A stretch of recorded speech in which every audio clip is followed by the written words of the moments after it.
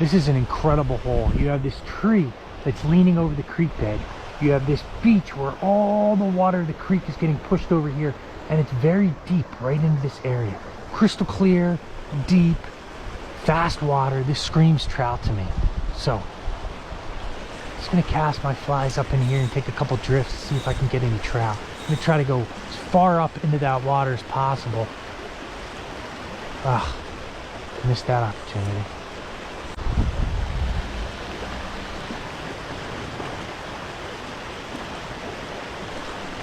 All right.